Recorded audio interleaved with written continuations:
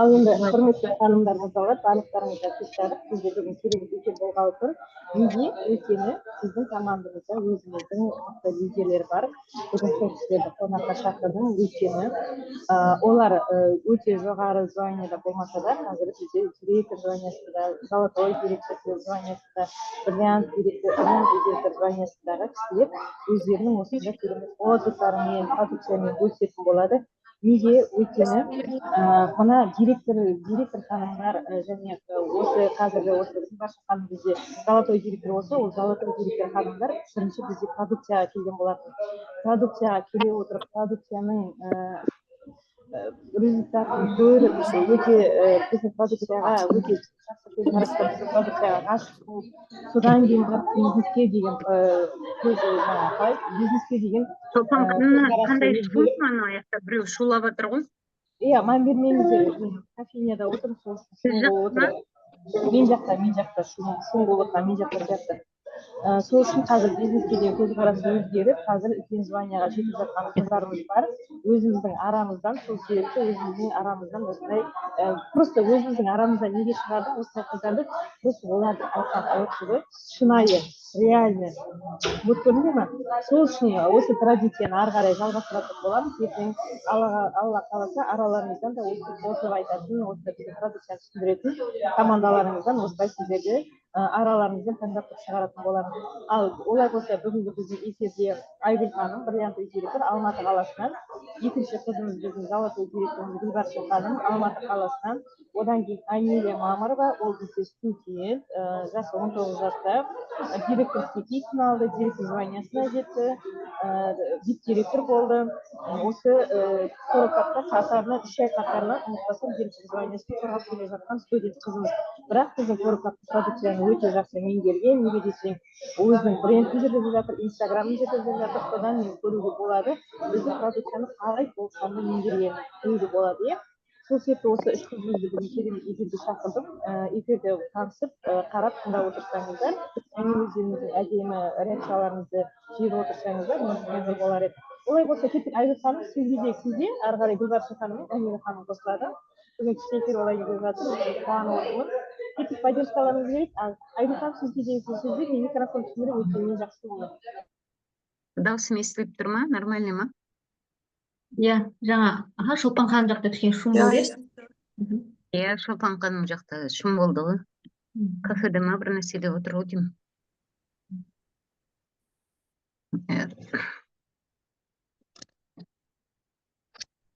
Қазір. Сәлематсыздар ма? Қош келдіңіздер. Мен ешкімді көріп өткен жоқпын, қазір бұлай қойып алайыншы. Гүлбарша ханым. Мен есімім Айгүл болады, Алматы қаласынан боламын. Мен осы Coral Club компаниясына 2 жыл бұрын келгем. 2 жыл болды ғой биыл. 2 жыл болды. Қазір командамда 300-ге жуық адам бар. Олардың ішінде жұмыс жасап жатқандары бар, жұмыс жасамай, просто продукция алып, аймамай 2 жылдан бері продукция алып келіп жатқан адамдар бар. Денсаулықтарына байланысты осы біздің Coral Club компаниясының өнімдерін алып ішіп жатқан адамдар бар. 2 жылға дейін немен бірдей келіп, осы компанияда жұмыс істемесе де продукцияны алып ішіп жатқан адамдар бар командамда. Қазіргі таңда командамда директор статусын жауап жатқан қыздар бар, золотой директор жапқан қыздар бар, Инстаграм, ТикТокпен жұмыс жасап жатқан қыздар бар, Аллаға шүкір. Мен осы компанияға тура осындай уақытта келдім. Осы октябрь-ноябрь айларында 2 жыл бұрын келдім. Как раз 2 жыл толып жатыр осы компанияға келгеніме. Негізі мен денсаулыққа емес, ақшаға келген болған компанияға. Бұрын Энелда жұмыс жасағам 2 жылдай. Энелда жүріп, ешқандай табыс таппағаннан кейін осы жаққа келдім. Бұл жаққа келу себебім, Энелға да бару себебім негізі денсаулығына байланысты барғам. Энелға бір қатты ауырып қалып, сол Энелдің продукцияларын ішіп, Донабелла деген шайларын білесіздер ғой. Сол шайларына барып, сол жақтың. Сол шайларын ішіп жүріп, арқатта бизнес бастадым. Бизнес бастап жүріп, ешқандай табыс көре алмадым. Шыны керек алатын 20 мың, 30 мың солай болып жүрді да 2 жыл бойы. ол жақта да 2 жыл жүрдім ғой. Одан кейін осы Coral Club компаниясына келдім. Coral Club компаниясына келген себебім уже ол жақта 20-30 мың зарплата көргеннен кейін ары қарата осындай сетевойда ақша барын білдім да, өстіп осы компанияға келдім, ақшаға келген. Содан осы компанияның осы бұл жаққа келмей тұрған кезде сәл көкірегім ауырып жүрген, мастопатия болған ғой, 2 жылдай врачтарда емделген. Содан денем ісіп кетіп, отек болып, содан салмақ тастағым келді. Әрі көкірегім көктемде, күзде қатты ауыратын, солқылдатып емделсем де 3 жылдай емделдім, учетта тұрып. Онкологияға бардым, биопсия жасаттым, сондай енді қатты ауырып қалдым. Содан осы компанияға келіп, осы компанияның детокс программасынан өттім. Шолпан ханымнан сұрадым, қандай продукция ішуге болады, осындай жерім ауырады деген ем. Ол кісі айтты, детокс программасын ішіңіз дедім. Мына детоксты білесіздер ғой? Қазір көрсетейінші мен сіздерге. Мына продукцияның бәрін мен ішкенмін.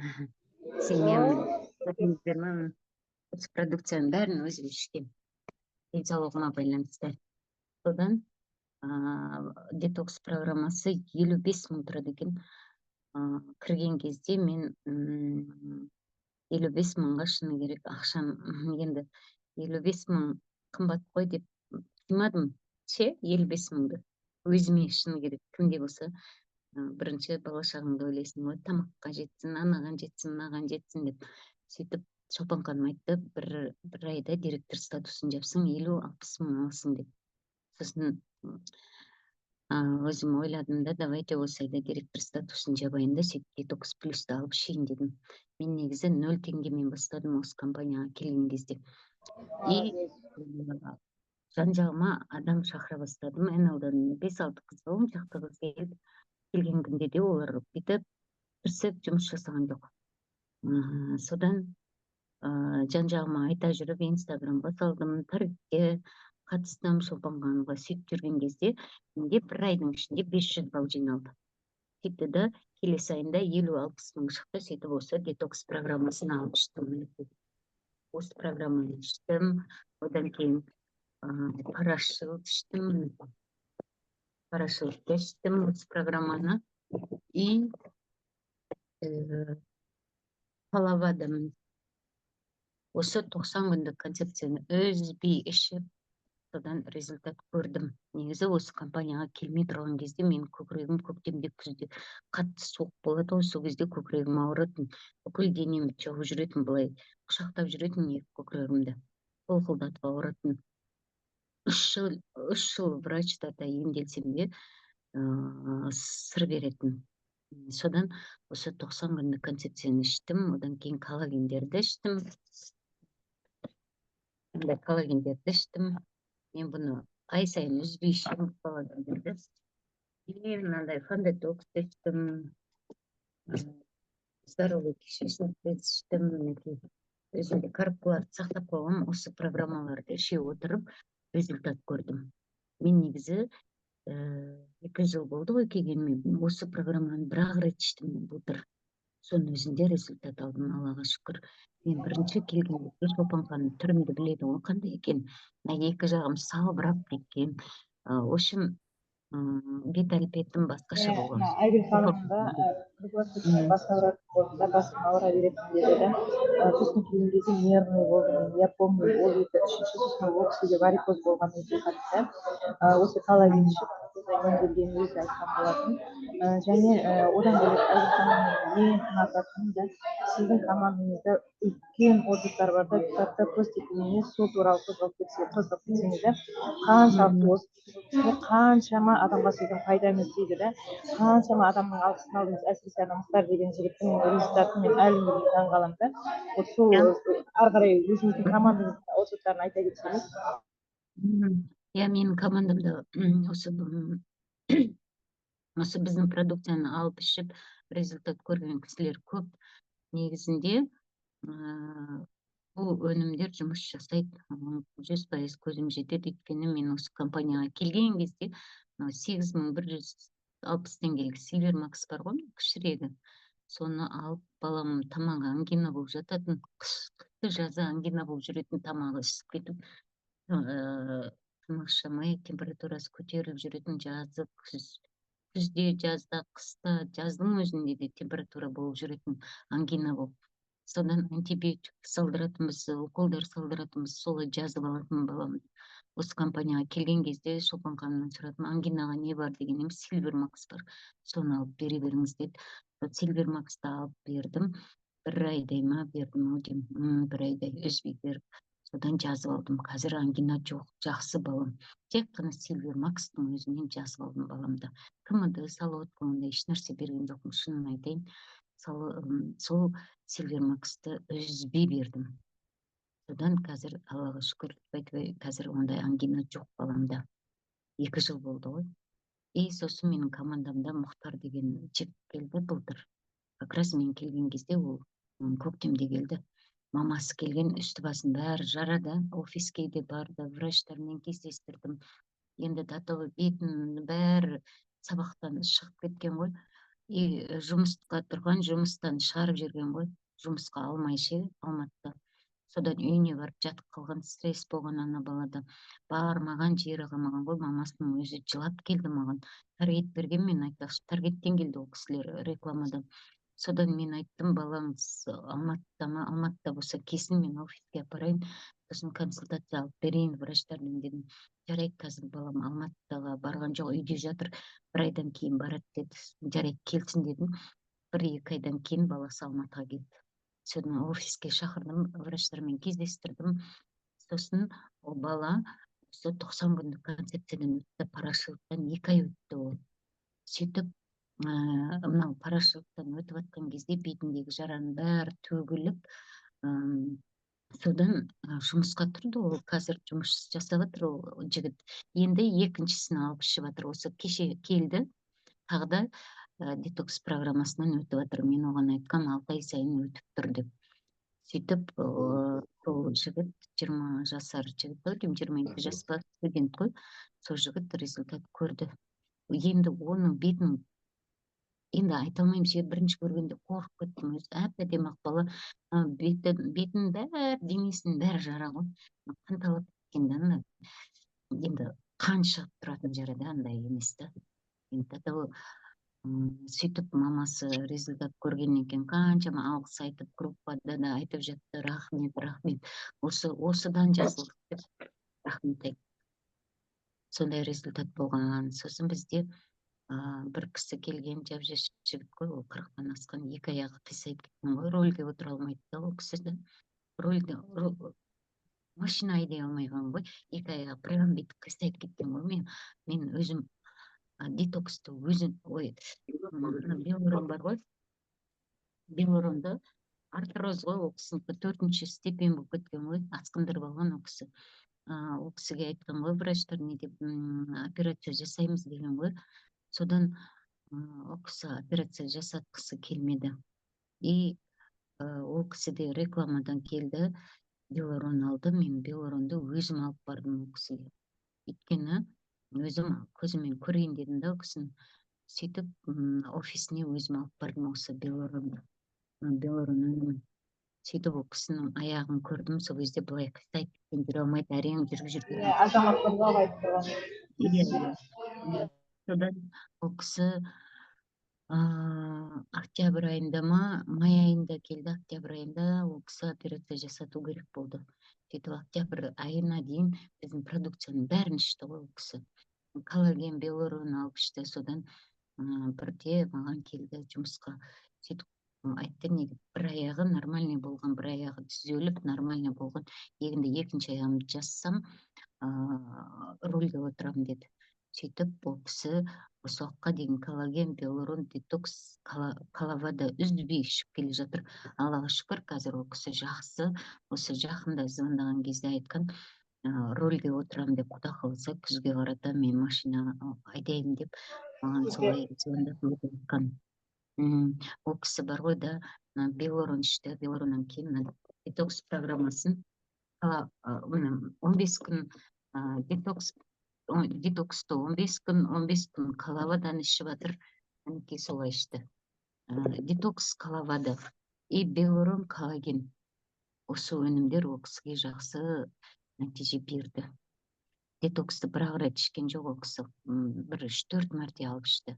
Палавадан да 3-4 мәрте алып ішті. Белорон коллаген үзбейді ол кісі. Синий коллаген. Содан қазір ол кісі операция жасатылады. Врачтар айтқан ғой, операция жасаймыз деп. Ол кісі осы уақытқа дейін операцияға түспеді. 2 жыл болды ол кісінің емделіп жатқанына. Өте Айгүл жақсы ханым, емделіп жатыр. диагнозы қандай еді ол кісінің? Сол артроз 4-ші степень ба сондай болып кеткен. Ол Иә, кісінің астында болған ғой. Артроз ба? Иә. Ана бетін жара басып кетті деген балада сонда паразит болған ғой, иә? Онда жара псориаз емес па? Иә, сол псориаз ғой, үстінің бәрі жара болып кеткен ғой, прям қанталап ше. Ол бір курстан жақсы болды ма сонда, ол бала? Иә, бірінші детокс ішті, одан кейін 2 айлық қарашыл ішті. Мен оған айтқам 2 айлық қарашыл ішесің деп. Шолпан ханым, Ау, айта ғой. қалды ма? Ау. Иә, 2 айлық қарашыл ішті ғой, 2 айлық қарашыл ішті ол жігіт. Сондай результаттар енді айта берсем көп. Бір күні бір қызым шықты. Менде 3 ай, 4 ай болды. Мен уже возрастағы келіншек қой, 40-тан асқан, 45-тен Айгүл асқан. ханым қаттырақ айтты. Естіліп жатыр, бірақ жай айтып. Естіліп жатыр, бірақ жай. Иә, мен командамда бір келіншек болды да. 45 жастан асқан, и 3-4 ай уже климакс басталып кеткен ба, ол кісіде менструациясы келмей қалған да. Содан ол кісіге айттым, қорылмай суын алып ішіңізші деп. Содан қорылмай суын алып ішіп, 1 айдай ма, соны кейін чаткада жазды ғой, ой, Айгүл, менікі осындай, мен қайтадан қалпына келді, жақсы болдым деп. Қорылмай суының өзі көмектескен ғой сол кісіге. Құрсудан, иә? Иә, қорылмай суын өзін ғана ішкен ғой сол кісі. 3-4 ай, 6 айдай келмей қалған. Қорылмай суының өзінен результат көрді ғой сол кісі. Иә, и тағы да отзывтар көп болған менде. Негізінде результаттар көп негізі. Коллагеннен де результат болған, қыздар айтып жатты, таңертең тұрған кезде тұра алмайтын, дене басым ісіп, аяқ қолым ісіп кететін. Осы коллаген ішіп жақсы болып қалдым, жеңілденіп деп, мінекей осы коллаген ішкен қыздар көп отзыв айтқан.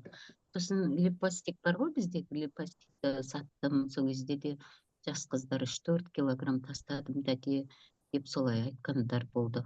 И сосын қорылмай су ресторанда, кафеде істейтін қыздар көп алатын менен. Сол қыздардың өзі отек болып аяғымыз кетеді, ауыратын деп. Сол қорылмайды постоянно алатын, сол қорылмайды ішіп жүрсек жақсы болып қаламыз. Сол қорылмай суының өзінен результат көрген қыздар бар ғой.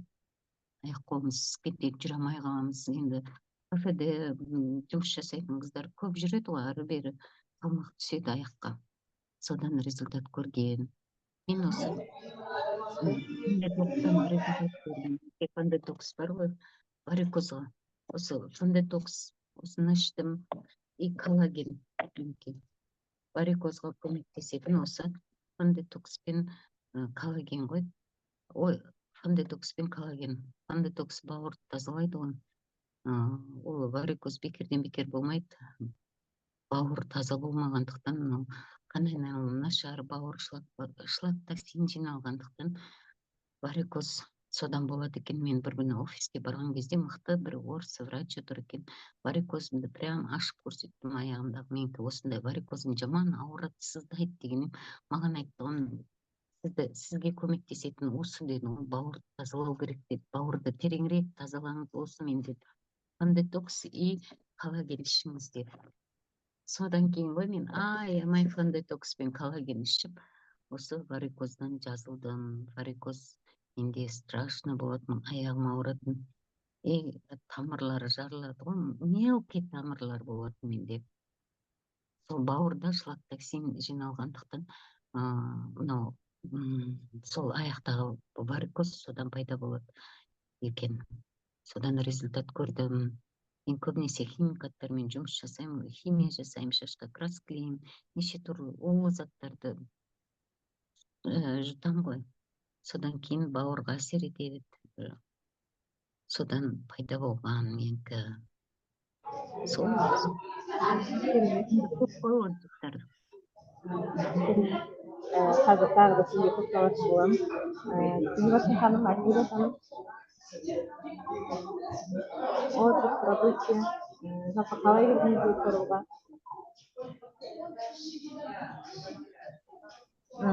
Мен айтайын. Айта ғой. Мен осы Корал компаниясына келгеніме 8 ай болыпты, жаңа қарасам. Февраль айында келген, былтыр ақпан айында. Ондағы келген себебім әкемнің аяғында артроз, 2-ші стадия деп айтқан дәрігерлер. Жүргенде аяғы ауырады, отырып тұрып қалғанда аяғы тізесінен бүйтіп қорғанып тұрып қалады екен. Анандай тізесі толық жазылмай, бір тізесі. Анандай қалай айтсам болады, кейде аздап қақсайды. Одан кейін кішкене жүргеннен кейін аяғы ауырады, сондай артроз сөйтіп жүрді. Енді ол дәрігерлер ештеңе демеген, ол кәрілік деп, әкем жүре берген кәрілік қой, бұл балам кәрілік дейді да. Енді әкем жасы 70-те, анам жасы 70-те, ол кісілер Кеңес одағының заманының адамдары ғой, былайша айтқанда. Оларда менталитет басқаша. Олар мына БАДы дегенді түсінбейді, онша БАДы дегенді олар дәрі деп түсінеді.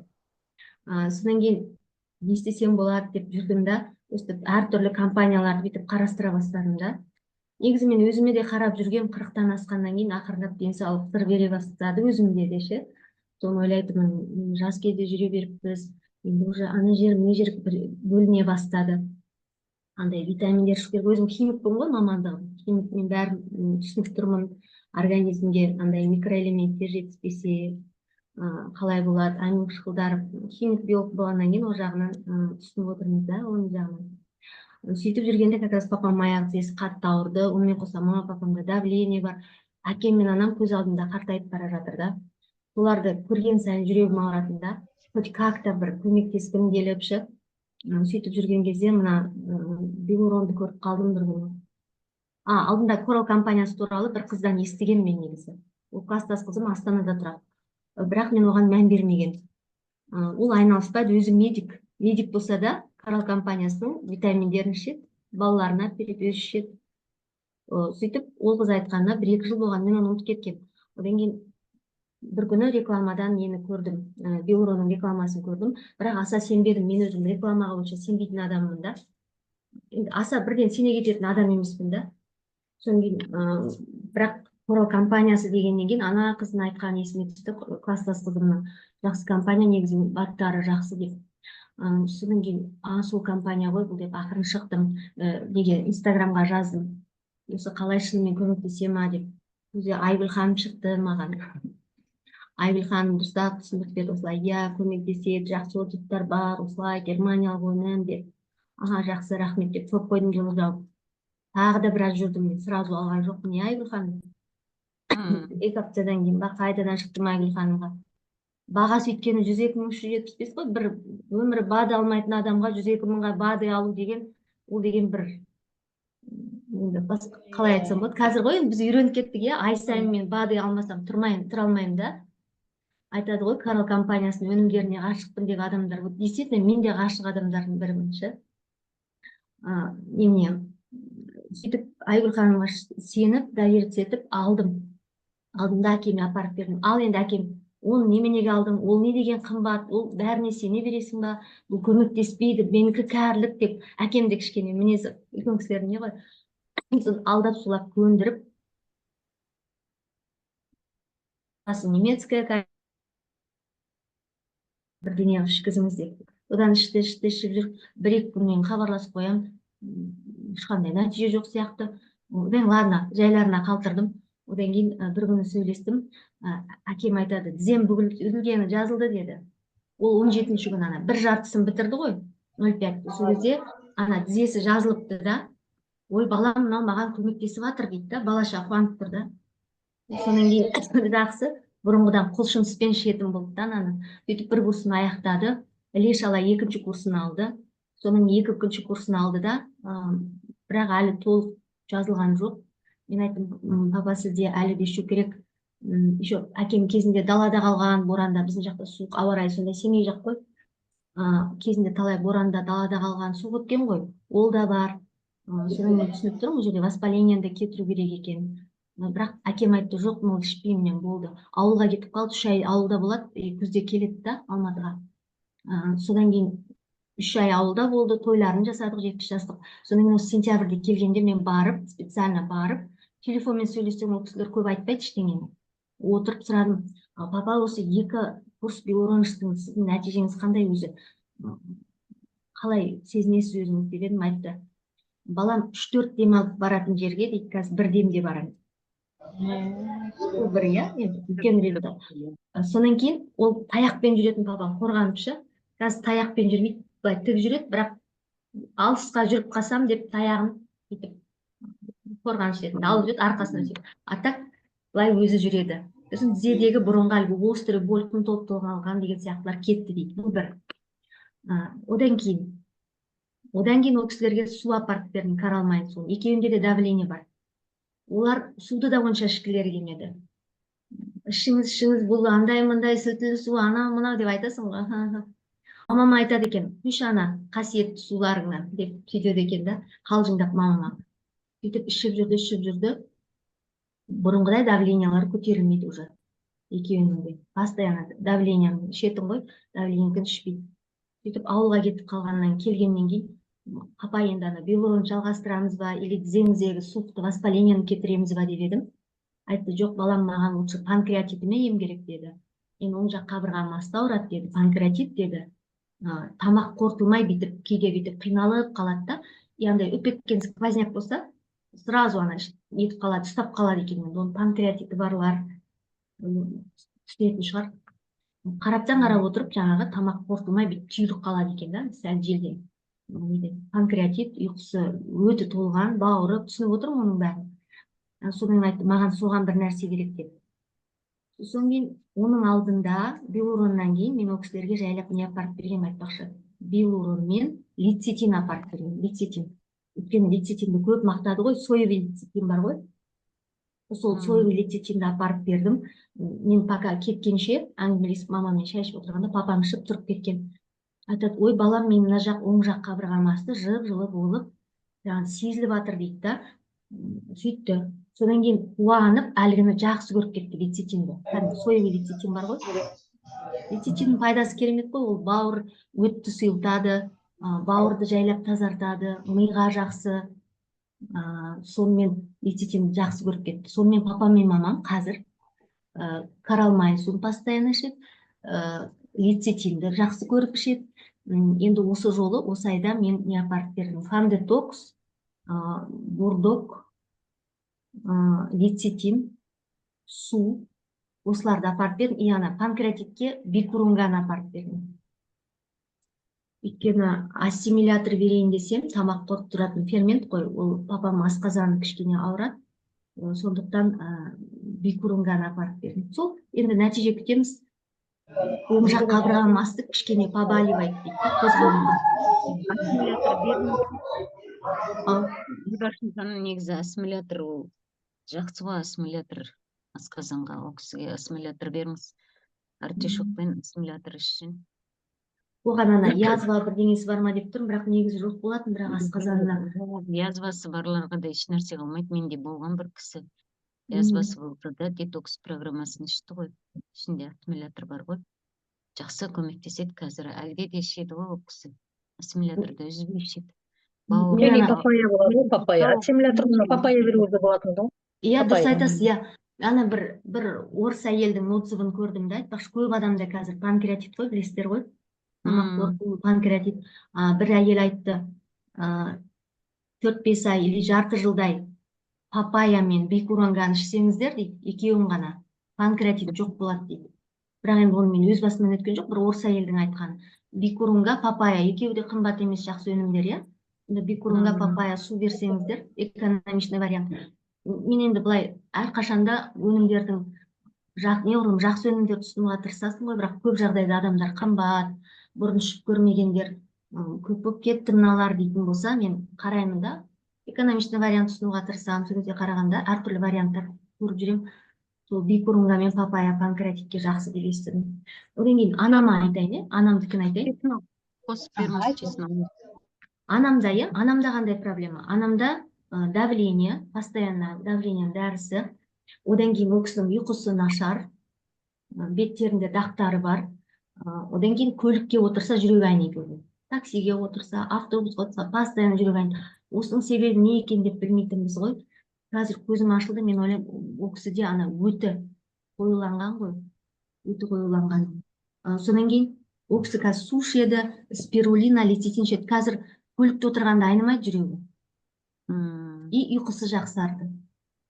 Артишок беріп қойыңыз, артишок күшті ғой бізде. Артишокта жақсы, өтті жақсы тазалайды. Негізі кейбіреулер бір ақ ішеді де қоя салады. Негізі 3 ай үзбейді, жақсы результат алады. Айгүл ханым, қазір бар ғой, Гүлбаршын ханымнан кейін Анил ханым сөйлейді ғой. Анил ханымнан кейін сіз өзіңіз қай продуктқа қайсыға көмектесетінін соны жақсылап өтеп айтып жүріңіз, иә, көп адамға керегі сол ғой. Гүлбаршын ханым, жалғастырасыз ба, или Анил ханым сөйлейсіз? Анел айтасың ба? Анел айтсын, менде де тағы біраз ұтыстар бар, басқа адамдар. Анелден кейін сіз айтасыз, иә? Анил ханым, айта қойыңыз. Баршаңызға сәлем. Біріншіден прям өте қуаныштымын. Осындай команда болғанына, осындай наставниктер болғанына, өте мықты адамдар. Және де отзывтары да керемет. Бірге жұмыс істеп жатырмыз, бірге жұмыс істеп жатқандықтан қиындығы аса білінбейді. Жалпы мен бұл компанияға қалай келдім? Мысалға, бұрыннан бері андай жүрем, андай товарный бизнеспен айналысып сөйтіп жүрген кездер болды, ешкімге айтпай өстіп жүр. Бірақ бір күні осы мамыр айында өткен неде мама жазады, давай менде саған бір күшті бизнес идея бар. Сол жақта мен SMM және де ағылшын мұғалім болып істеп жүрген, басқа бір курста. Сосын мама жазады, давай осы бизнеспен айналысып көрейік, Каралға деп ше. Мен бір жағынан қуаныш, бір жағынан сонда екі ойлы болып тұрдым. Сосын мама өз жаңағы нәтижелермен бөліседі, отзывтармен. Міне мен осының БАД витамин ішіп жүрміз, ол отбасымызбен. Мама папам осындай результат көріп жатыр. Ақжан, Аружан енді. Мен врачка сестренкаларым ғой. Олар да спирулина, лецитин ішіп, мысалға ауырмай шықты деп ше.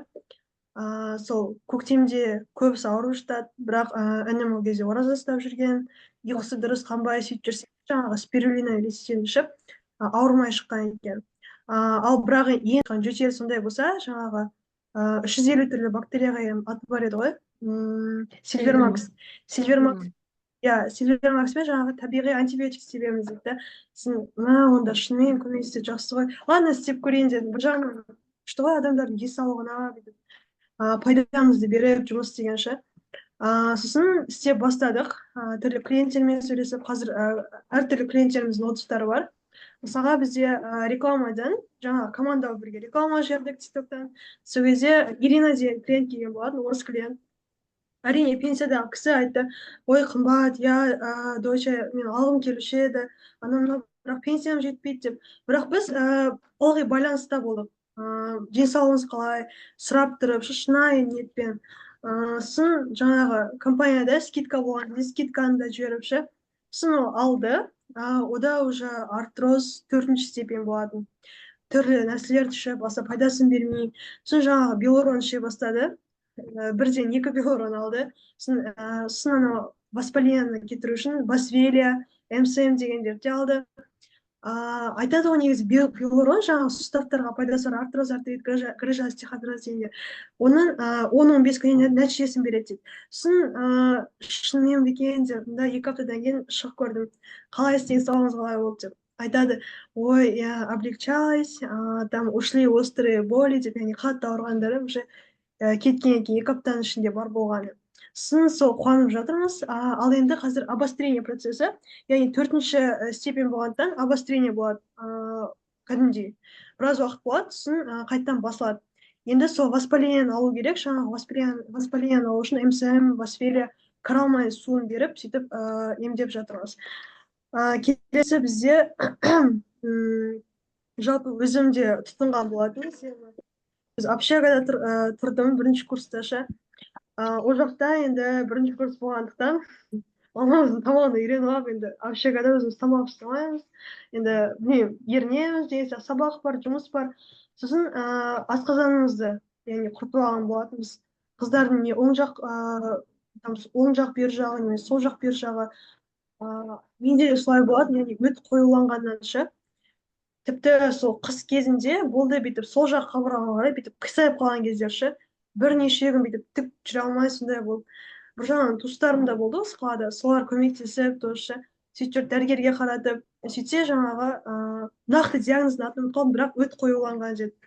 Сол жақта түрлі андай қуырылған, зиянды тағамдар көп жегендіктен тұз бұрышы көп, сондай болған екен. Сосын деген тамаққа деген аппетитім қатты көбейіп кетті ше, бірінші курс аяғына таман дұрыс тамақ ішпегендіктен. Сосын Алматыға бардым, мама деген қолға алды. Спирулина берді, лецитин берді, каралмайн суын берді. Сосын аппетит реттеле бастады. Ана спирулина аппетит реттейді деген ол шынымен андай рас нәрсе екен. Тамақ ішкен кезде ішесің, бірақ андай қатты обжорствомен жемейсің, спокойно.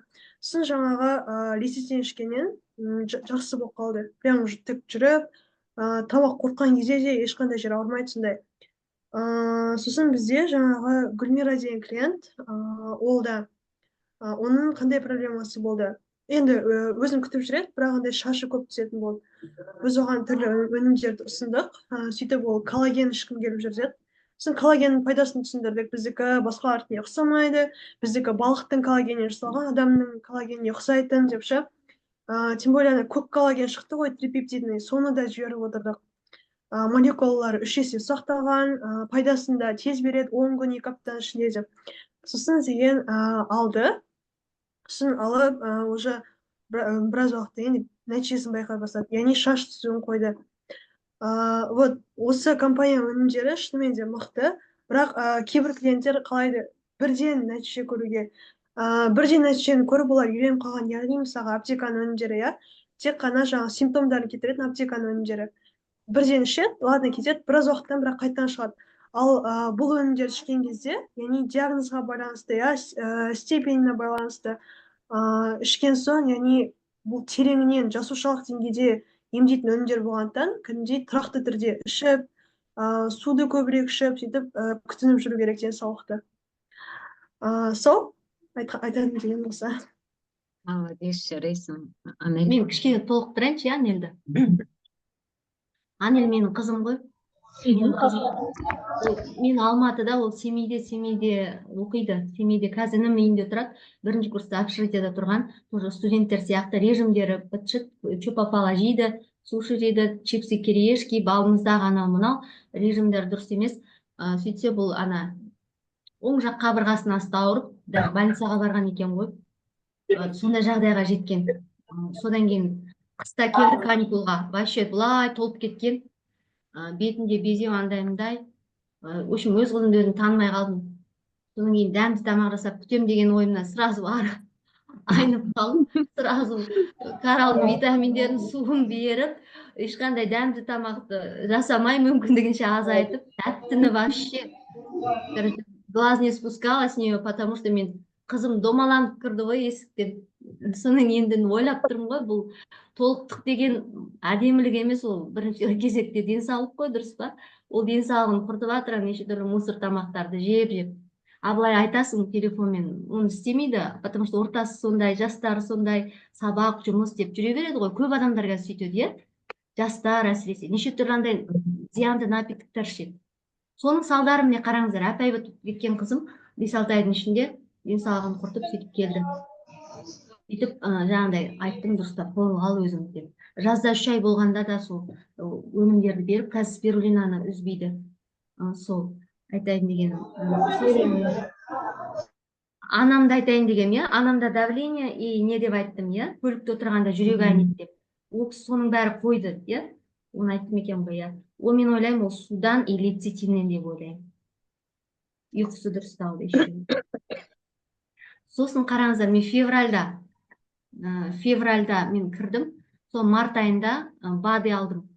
Өзіме 2 балама спирулина, лецитин, осы екеуін ғана алдым. осы екеуін алдым. Суды енді азадан ішіп жүрдік. Сонда как раз ораза айы кезі болатын. Оқушы балам ораза ұстайды, иммунитеті түсіп, жиі тұмау болып ауыра беретін, ангинасы бар. Ұлым, 9 оқитын ұлым, 4 оқитын қызым, екеуінің иммунитеті төмен, көктем күз болса бірінен кейін бірі ауыра беретін. Соны қараңыздар, иә, март айында, наурыз айында сол бастадық спирулина мен лецитинді. 2 ай бойы бір түшкірген жоқ, бір ауырған жоқ. Ананың ангинасы бар, ананың иммунитеті төмен. Мен еще раз көзім жетті. Спирулина лецитин беріп жүрсеңіздер балаларыңызға, біріншіден иммунитеттері жақсы болады, екіншіден жаңа сабаққа үлгерімдері, жаңағы былай сергектік, жаңағыдай өздері бодро болады. Қабілеті жақсарады. Иә, сол үшін мен ана спирулина лецитин обязательно беруге тырысамын балаларға. Ал енді күз болды, КМД, солодка, сол үшеуі. Қазір аптекаға бармаймыз почти вообще. Аптекадағы барлық дәрі-дәрмектер Каралда бар ғой. Не үшін аптеканың химиялық жолмен жасалған, бауырға зияны бар, бүйрекке зияны бар өнімдерін аламыз. Бұл жерде табиғи өнім тұрғанда дейміз, да. Сондықтан біртіндеп үйдегі аптечканың бәрін Карал өнімдерімен мен өзім ауыстырдым. Менде уже мына жерде сұрақ қойып жатыр да, Үсен мырза, сіз жауап берсеңіз, или Американың сіз жауап бере қойыңызшы. Шаш ағарғанға не ішеді?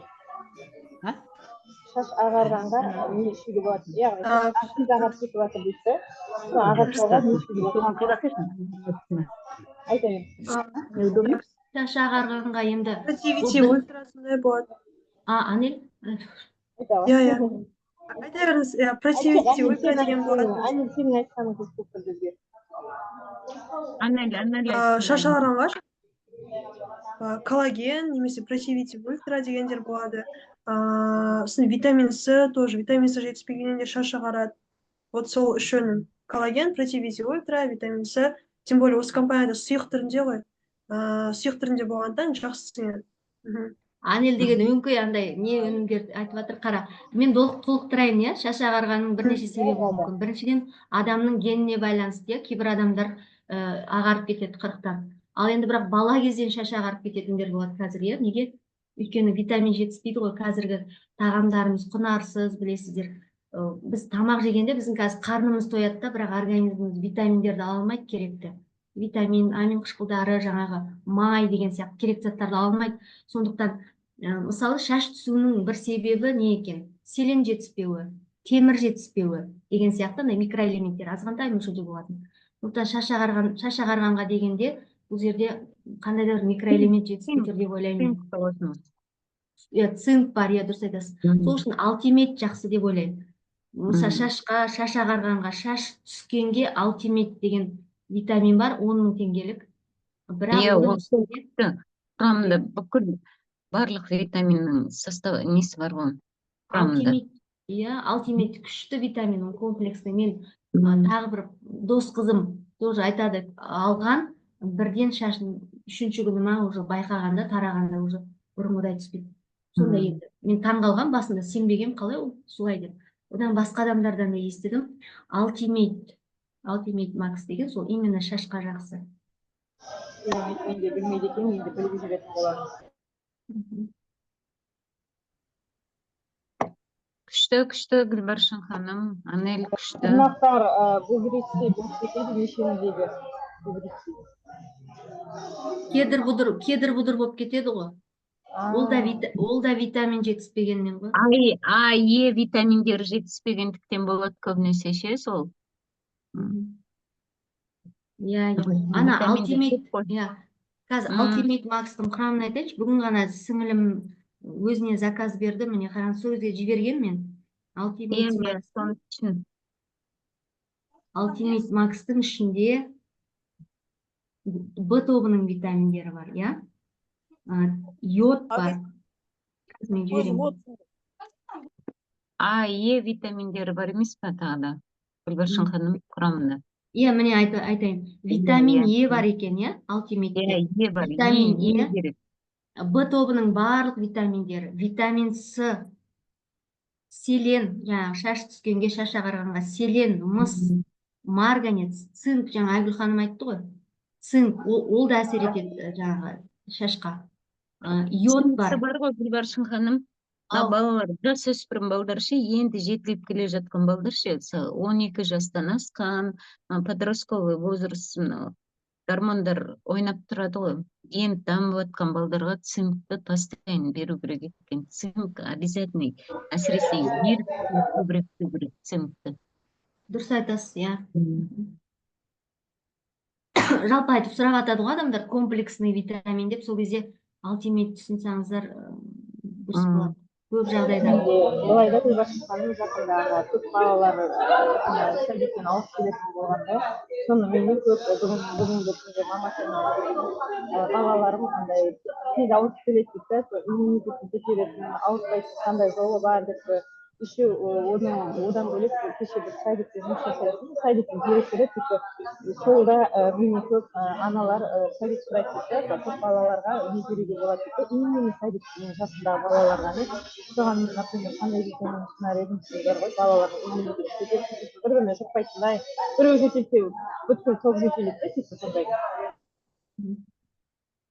Ең экономичный вариантты айтсам, чеснок. Чеснок бар ғой бізде. Мен де соны айтайын деп отырмын. Папайя, чеснок. Мысалы қараңыздаршы. Иә, Айгүл ханым айтып отыр. Анандай айтады ғой, иммунитет көтеру үшін антипаразитарны беріңіздер. Одан ол дұрыс, өте дұрыс. Негізі түсінген адам сол антипаразитарныдан бастау керек қой. Ал бірақ көп адамдар білесіздер ма, бірден алмайды ғой, сенбейді ғой, білесіздер. Сонда айтасыздар, хотя бы чеснок алшы депші. Хотя бы чеснок 5 теңге тұратын. Зато ол адам нәтиже көреді, сізден өзі сұрайды, тағы не бар депші кейін. Жалпы кеңінен айтса, Айгүл ханым айтып өтсін, иә, Айгүл ханым? Жоқ. Айтыңыз. Айта беріңіз, Гүлбаршын ханым, сіз күшті айтасыз негізі. Маған қарағанда сіз күшті айтасыз. Жоқ, сіз жақсы білесіз ғой продукцияны, менен қарағанда. Айгүл ханым, жан жақсы. Қыздар айтсаңыздар да бүгін эфирде эфирге шығарып отырған себебім мен білемін да, сіздердің қаншалықты продукцияны менен артық білесіздер. Мен бұл жерде сіздерден жаңағы көп табыс тапсам да, бірақ мен мойындаймын, сіздер сияқты продукцияны білмеймін. Сіздер менен артық білесіңдер, соған мен риза боламын. Бір, екінші продукцияны білгендерің сонша, мен любой неге сұрайды, айнелден де сұрай саламын, осылайға не істейді деп айта қояды. Сол өздеріңіздің іштегі білімдеріңіз, продукцияны меңгерген таланттарыңыз іште өліп жатпасын үшін деп сіздерді эфирге шығарып үйретіп жатыр. Ертең күндердің күнінде сіздер мастер боласыз, Айнұр ханым сіздер мастер, Гүлбаршын ханым сіздер мастер, Айгүл ханым сіздер золотойдан бірақ шығуыңыз мүмкін. Ертең үлкен командаңыз болады ғой, командаңыз ертең жөн сұрайды, егер командасы мен келетін, например, жөн сұрайды, продукцияны сұрайды. Сол кезде сіздер осылай дайын болсын деп, осы бастан сіздерді эфирге шығарып үйретіп жатырмын. Бұл эфирдің алдағы тағы да болады эфирлер, тағы да айтамын. Айгүл ханым, осы традицияны ары қарай жалғастырып кетіңіз командаңызға. Осылай шығарып жатырмын, ертең тағы да командаңызды шығартамын, тағы да ары қарай сіз соны жалғастырып кетуіңіз керексіз жарайма, Айгүл ханым. Сол үшін осы жерде осы бүгінгі эфир сіздерге арналады. Не айтсаңыздар да жарасады, кезек айта беріңіздер. Хорошо, қыздар? Иә, бізде бірінші эфир ғой, бірінші эфир ғой бізде, Каралдықтағы бірінші эфир. Сайрайсыздар, Гүлбаршын ханым, ертең ой, бір-біріңізге сөз бермей. Шолпан ханым, команданың қыздары бар ма? Білмеймін, көріп отырған жоқпын. Маған қазір қыз болып отырғаным осы сіздердің. Арунаға кірдеңізші, Арунаға шыға аласыз ба сіз?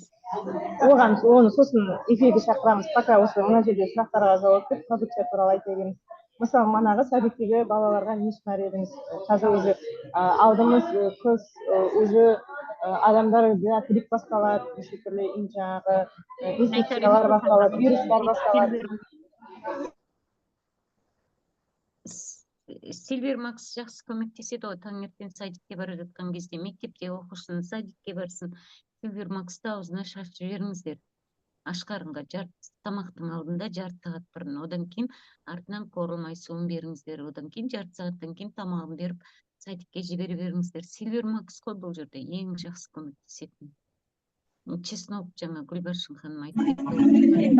Чеснок беріңіздер.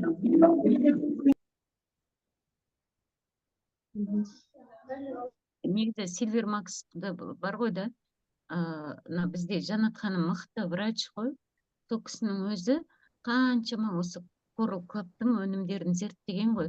Соның ішінде ең мықтысы Silver Max. Оның пациенттерін маған жібереді де постоянно Silver Max'ке келеді ғой оның клиенттері. Өйткені Silver Max'тың гелін алады, Silver Max'тың өзін алады. Өйткені Silver Max сахарный диабетпен ауырады ғой, соларға жақсы көмектеседі екен. Оны аямай ішу керек екен. Өйткені оны онкологиямен ауырған кісілер система ретінде мынау венадан жібереді екен Silver Max'ты. Анау Жанат ханым мықты ғой біздегі. Сол кісі өзі зерттеген ғой. Оны ол кісі Россиядан естіген ғой Silver Max'ты. Бір кісі сахармен ауырған ғой, сахары 25-ке дейін көтеріліп кетеді екен. Осы Silver Max өнімін ішіп емделген ғой. Сол сахардан құтылған ғой Silver Max өнімін ішіп. Сахардан емделген қасында. Иә, Жанат ханымнан сұраңыз. Заметили алу керек. Жанат ханым Алматыда ең мықты клиникада істейді ғой, қымбат.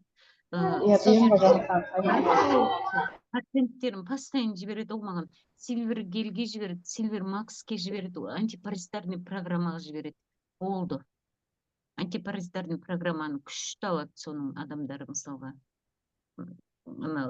Пациенттер келеді ол маған. Silver гель бар ғой біздегі, соны көбірек алады.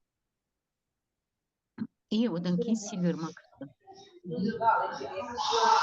Қыздар бізде бір сағат жайлап аяқталып қалыпты. Енді тағы қосып айтарларыңыз болса, Анисаны деп жатқан, пожалуйста, қосып айта берсеңіздер болады. Айтыңыз, суда болсын. Менің командамның қыздары бар ма екен? Жоқ па ешқайсысы? Айта беріңіз. Бар болса да, жоқ болса да айта беріңіз. Не айтқыңыз? Енді менің командамның қыздары неге кірмеді екен?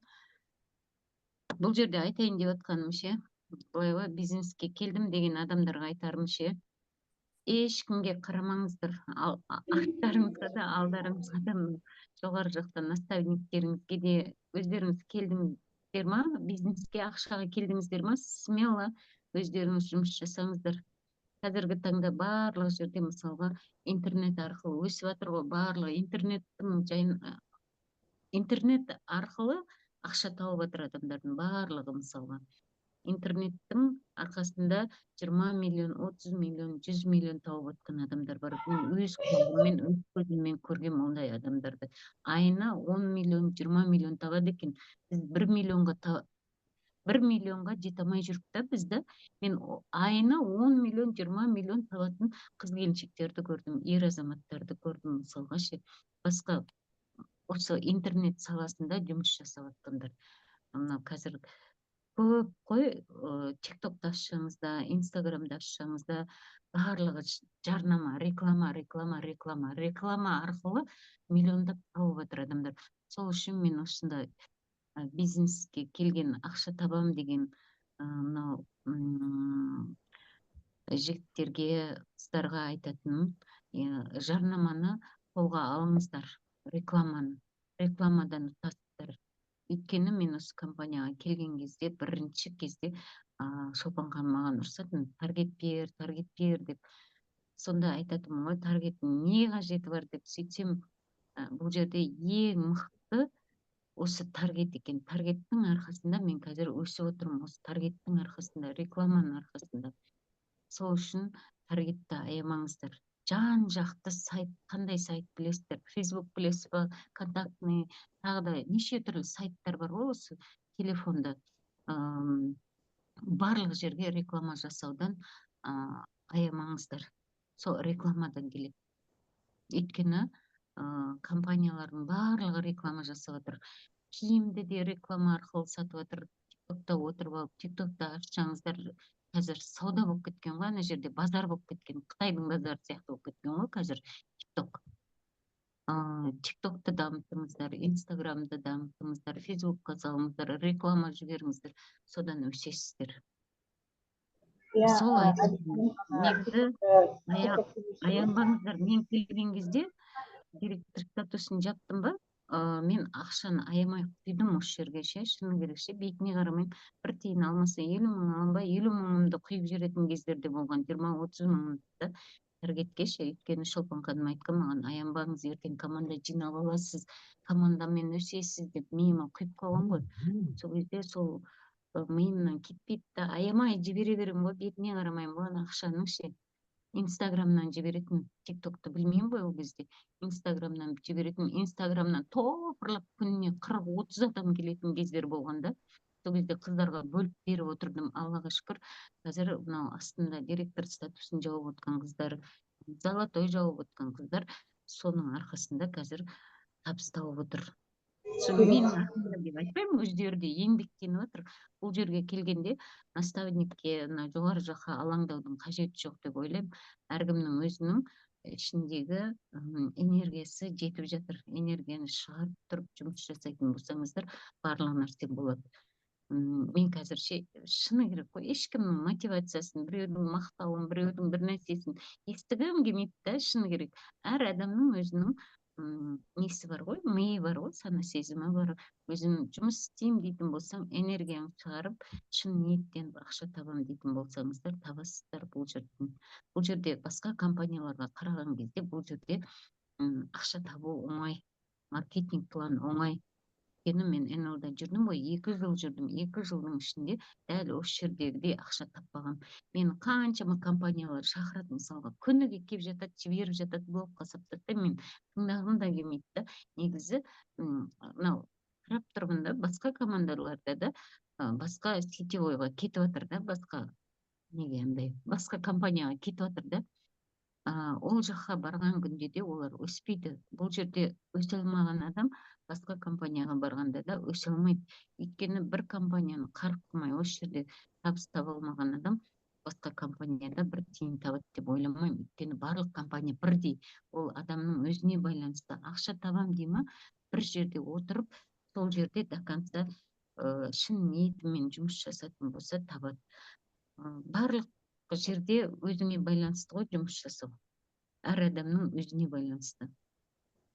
Сол үшін әр адам өзін қолға алу керек ше. Айгүл ханым, мында Клара ханым отыр екен, сіздің командаңызда. Қазір бастап отырмын, Клара ханым отыр. Так, мына жерде біреу сұрақ қойды, сізде инфочатыңыз бар ма дейді, сізде жұмыста инфочат. Гүлжаз ханым, айта беріңіз. Бұл жерде жазды да аяқта судырып болып қалады деп. Ол деген бар ғой, варикоз жоқ екен ол кісіде. Бір себебі қан айналымы дұрыс болмаса, иә, болуы мүмкін. Екінші себебі магний жетіспейді. Иә, гидромакс үшін қан айналымын жақсарту керек екен. Кальций болсын, бірінші судырды беріп жатады. Аяқта судырып болса, егер варикоз болмаса, онда себебі магний жетіспеуінен болады да. Онда ушинмин деген бар ғой, ушинмин жақсы. Болмаса магний бар ғой, кәдімгі қорал магний. Оны ішкеніміз. Иә, сетевойда ақша бар, сетевойда ақша бар. Именно басқа компанияларға қарағанда бұл жерде оңай негізі ше. Өйткені біздің өнімдер ше 100% емес, 200% результат береді. Результат жоқ емес, бар. Ол әр адам өзіне байланысты да, ішкен кезде қалай ішеді. Кейбіреулер результат көрмедім, құрсын мен бір ай іштім, түк результат көрмедім дейді. Өзі 20 жыл, 10 жыл, 20 жыл ауырып келеді, уже хронически асқындырып алған адамдар бір детоксты алады да, мен түк бір результат көріп атқан жоқпын, ары қарата мен ішпеймін дейді да. Ол адамдарға мен таң қаламын да, қанша жылдан бері бір ретте асқазан ішек жолдарын тазаламаған, и келеді да, детокс алады, результат көрмедім деп жатады да, олар көрмейді өйткені. Олар ешқандай продукциядан көрмейді. Ол кісілердің еті үйреніп қалған, әр компаниядан әр ай сайын бір продукция алады да, мен результат көрем деп ойлайды да, бірақ олар көрмейді результат.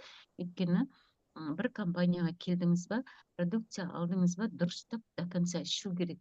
Біз айтамыз ғой, қаншама мына детоксты алдыңыз ба, диета сақтаңыз, диета ұстаңыз, диета ұстап ішсеңіз жақсы результат аласыздар деп айтамыз ғой. Көбісі тыңдамайды да. Сол үшін продукция алдыңыз ба, дұрыстап ішу керек. Сонда результат аласыздар. Менде де көп командамда. Мен результат көрмедім дейді.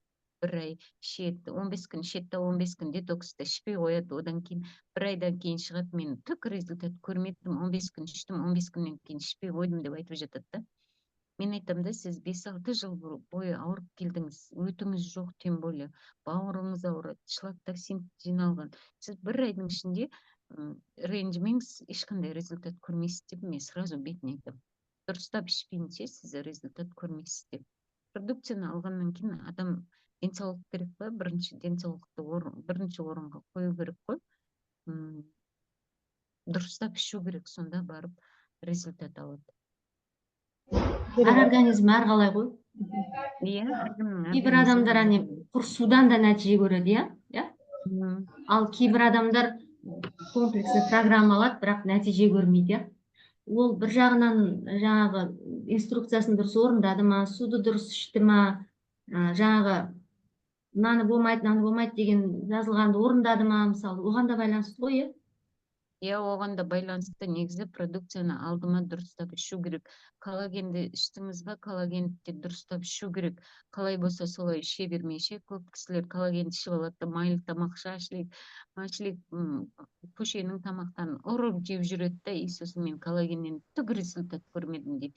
Тәтті тамақтарды көбірек жейді, тәтті тамақты көп жеген сайын тез қартаясың ғой, негізі тәтті тез қартаятады ғой адамды. Коллаген болсын, белурон болсын, не алса да, адамдарыңызға суды ішіңіздер деп обязательно тапсырыңыздар.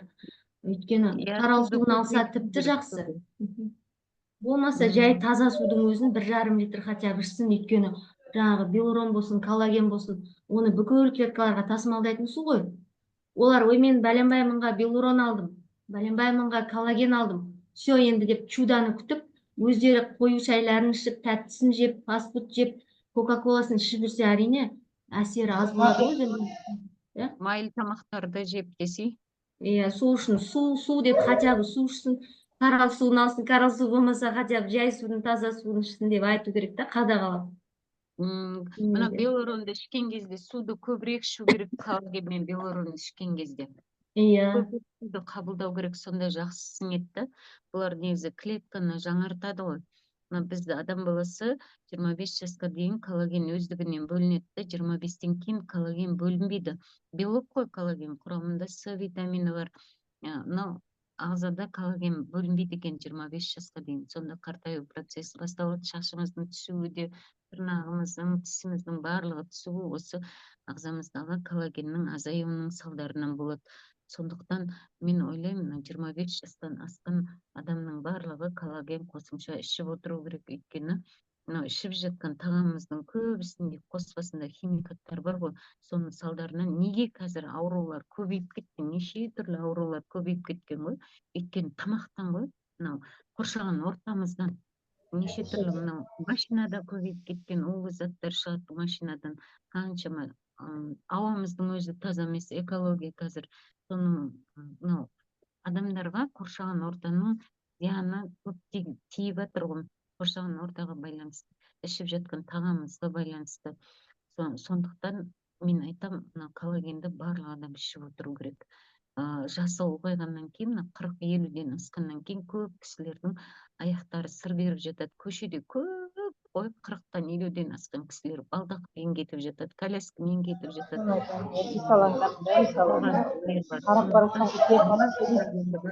Барлық адам ішу керек коллагенді, көрдіңіздер ме? И одан кейін белуронды алсаңыз да, ауырмасаңыз да, 40-тан астыңыз ба, 50-ден астыңыз ба, белуронды алып ішіңіздер. Осы компанияға келдіңіз ба, профилактика ретінде болса да алып ішіп отырыңыздар. Болашақта жаңағыдай аяқтарымыздың ауырмас үшін, сыр бермес үшін, шашымыздың түсуі, жаңағы тісіміздің, тырнағымыздың сынуы, осы ағзамыздағы белок жаңағы ненің жетіспеушілігінен болып жатады ғой. Мына сүйектің ортасындағы жеткіс бар ғой, синевальный жеткістің азаюының салдарынан болады. Ол барлық адамда азаяды. Ауырсын, ауырмасын. Жасы келгеннен кейін, 50-ден 60-тан асқаннан кейін, сүйектің ортасындағы синевальный жеткіс азаяды. Өйткені адам баласы жасарып жатқан жоқ қой, алға қарата қартайып жатыр. Ағзамыздағы клеткалар өліп жатыр. Бұл біздің өнімнің барлығы бар ғой. Клеткаларымызды қоректендіреді. клеточный питание деп айтып жатамыз ғой. Мен мысалға осы батты ішетін болсам, уже бетімнен көріне бастайды. Бетімнің ажарланып, бетімнің мынау тартылып, уже бат ішкен сайын беттен береді ғой результатты, шыны керек. Бетіңізден байқайсыз. Өйткені әрбір қаншама клетка бар ғой, миллиондаған клетка бар. Соларға питание ғой, бұл өнімдер қазақша. Қарапайым тілде айтқанда, мынаның өзі, мынаның бір ампуласында 10.000 миллиграммда мынаның коллагеннің мынау әрбір клеткамызды жаңартады. И ағзаға жақсы сіңеді да, бұл балықтан деп жаңа Гүлбаршына ханымда айтып кетті, балық адамға жақсы сіңеді деп. Натуральный ғой біздіңкі. Барлық өнімдер натуральный, ешқандай химикаты жоқ. Аптеканы ұмытасыздар ғой қаралға келген кезде, шыны керекше. Барлығымыз қазір аптеканы ұмыттық, тек қана осы жердің өнімін ішеміз. Менің командамда да адам келді ма, сіздерге осы өнімге жатқызу керек қой, осы компанияның өніміне. Өйткені аптеканың өнімін қаншама іштім ғой, мен өзім бауырымды ауыртып алдым мысалы. Аптеканың дәрісін ішіп, бауырыма шлаптық, сен жаңағы бауырымды улап алдым. Соның салдарынан варикоз пайда болды меніңше. Бұрындары мен жас кезімде мынау 45-ке келгенше менде ондай варикоз деген болмаған мүлде. 48 жасыма дейін. Жоқ, 45-ке келгенше менде варикоз болмаған. Варикоз қайдан пайда болды? Мынау мен көп дәрі қабылдадым ғой, мынау 3 жыл больницаға жаңағы врачтардың аптеканың дәрілерін көбірек қабылдадым ғой, соның салдарынан бауырыма әсерін тигізді. Әрі өзім химикатпен жұмыс жасаймын, соның салдарынан бауырым уланды. Соның салдарынан аяғымда варикоз пайда болды. Мінекей осы Фондетокс өнімін іштім. Врачтың өзі де көріп айтты, бауырда бауырыңызда не бар деді. Бауырыңызды тазалау керек, бауыр таза емес, соның салдарынан варикоз пайда болған деді. Көрдіңіз бе? Бауыр тазалау керек. Және де жалпы айтады, мына компанияға бизнеске келген адамдар продукциясына ғашық болады деп. Және де бұл компания не только осы жаңағы дистрибьюторге, но и клиенттерге де кәдімгідей мысалы товар аласың, саған бонус түсіп тұрады. Яғни екі жаққа андай пайдасын беріп тұрады да. Тем более айтады ғой, осы Кралкоп компаниясында табысының 70% жаңағы компаниядағы өнімдермен жаңағы дистрибьютор сыйлықтар да бар, яғни өнімдері де табиғи, прям күшті. Ал былай клиентке келген кезде андай бір ойлар болады ғой, мен навязывать етіп жатқан жоқпын ба, отказ берсем қайтеді, не болады деген сияқты. Сондай кездерде вот ютубтан подкастында жаңағы клиенттер продажа жабу деген нәрселерді қараса, уже клиенттер кезгенде басқаша, более спокойно, возражение клиенттер деген сияқты.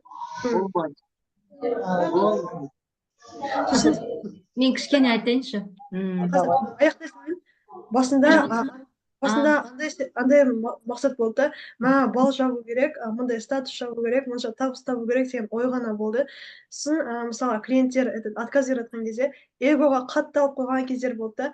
Чё, я не знаю, чего, типа, істеп жатырмыз ғой біз қалай деген сияқты. Сосын бұл айда, яғни фокусты бұрып көрдім да, яғни мынша табысқа шығам, мынша табам емес, яғни мысалға 50 деген жоқпын, 5 адамға жаңағы суставтарын емдеуге пайдам беруім керек, пайдам тигізуім керек деп ше, оларға дұрыс бағыт беруім керек.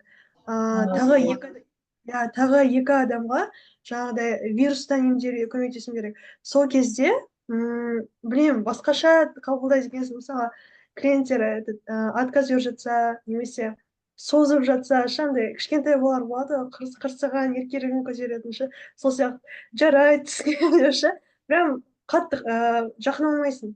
Себебі басты фокус жаңағыдай бал жабу емес, адамдарға пайданы тигізу, көмектесу. Енді бар ғой, Анел ханым, Гүлбарша ханым, Анел ханым, Айгүл ханым, бүгін күшті эфир болды да. Енді ойлаймын, андай эфирге шыққаннан кейін өздеріңіз басқа қырынан танып отырсыздар деп ойлаймын. Көрдіңіздер ме, эфирге шыққан қандай кайфты. барып білгенімен бөлісесің, адамдармен Қыздар, сөйлесесің. жарық. Ары қарай эфир ұйымдастырамыз. Иә, Гүлзира ханым, қалайсыз? Қоя беріңіз. Кеттер қалайсыздар, барлықтарыңызға сәттілік тілеймін. Менде сұрақ бар, жаңа Айгүл ханымға не сахарға Silvermax көмектеседі деді, оны қалай ішеді? Silvermax сахарға. Silvermax-ма, тамаққа ма, ангинаға ма? Сахарға. Сахарға көмектеседі деп Сахарға жаңа айттыңыз. Silvermax'ты қалай ішеді? Silvermax-ма, Иә. және осымен күніне үш мезгіл ішіп отырады қой. Ашқанында 30 минут бұрын, тамақтың алдында. Тамақтың алдында жарты сағат бұрын, да? Иә.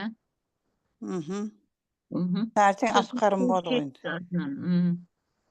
Неше миллилитрден ішіп керек? Бір ас қасық. Бір ас қасық. Бір ас қасық емес, бір чайный ложкамен ішеді оны.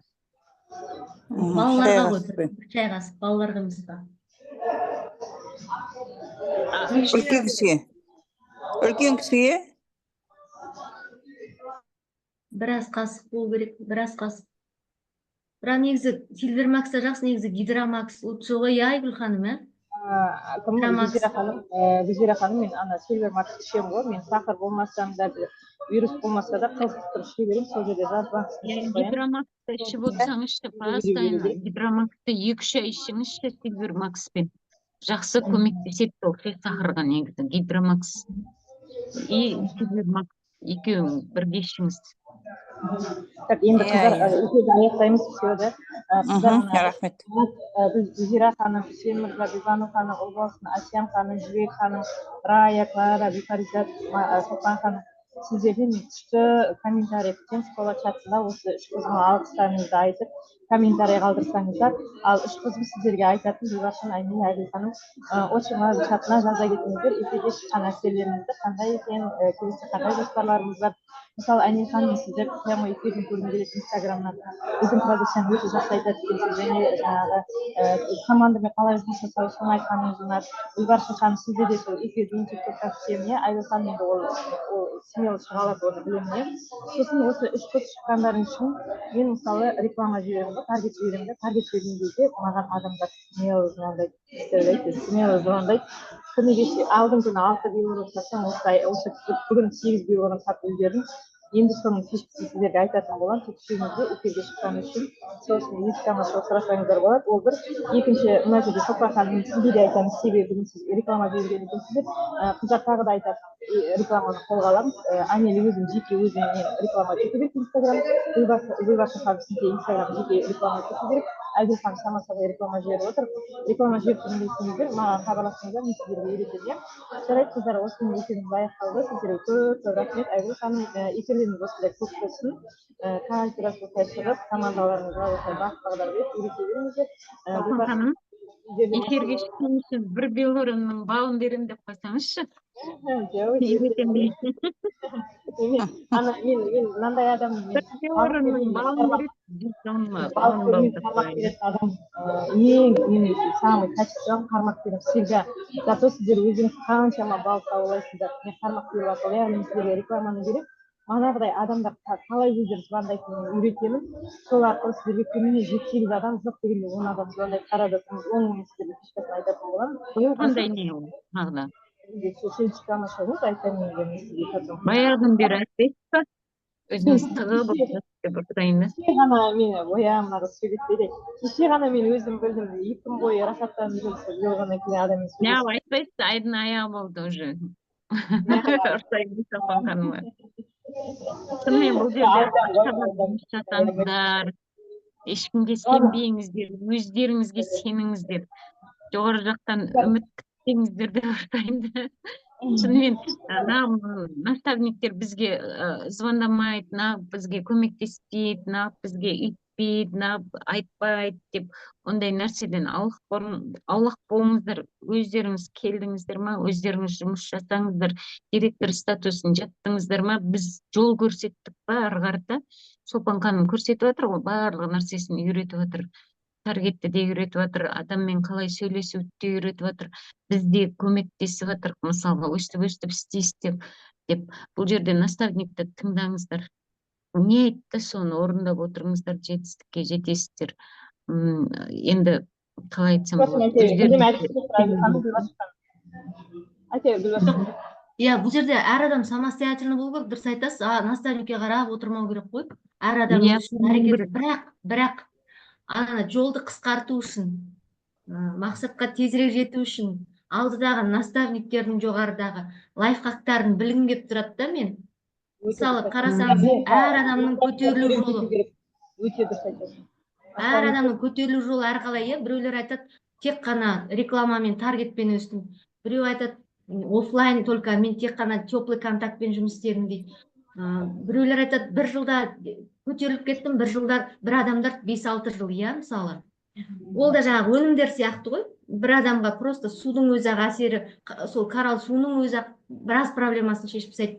Бітті продукцияға жатып алады, иә, жақсы көріп. Кейбір адамдар анандай программалар алады да, көмектеспейді мыналарың деп шығады. Сол сияқты енді әр адамда әрқалай болады деп ойлаймын бұл жетістікке жетуде. Сол үшін наставниктерден лайфхактар күтеміз де айтайын дегенім. Лайфхактар жетіп жатыр, білеміз, самый главный жумдардан қалмаңыздар, эфирден қалмаңыздар, менің айтқан тыңдаңыздар, сосын менің личкама шықсаңдар, всегда 24 сағат онлайн сіздер үшін доступнымын, онлайнмын. сау болыңыздар. Керемет пікір күтемін школа чатынан түспек эфиріне пікірлер күтемін. Егер араларыңызда мен де осы эфирге шыққым келеді, менде продукция туралы оқыттар айтқым келеді десеңіздер, маған хабарласыңыздар, осылай сіздерге эфирін жасап беретін боламын. Жарайды, Анеля, сенің мастер бол. Шолпан ханым, мені школа чатына қосып қойыңызшы, новичок чатына ма? Мен чаттарға кетемін ғой, бір телефон бұзылыпшы. Иә, қосып қойыңыз. Жарайды, қыздар, эфир сақталды, мен жіберем чаттарға, иә? Давайте, Жақсы, давайте. Жақсы.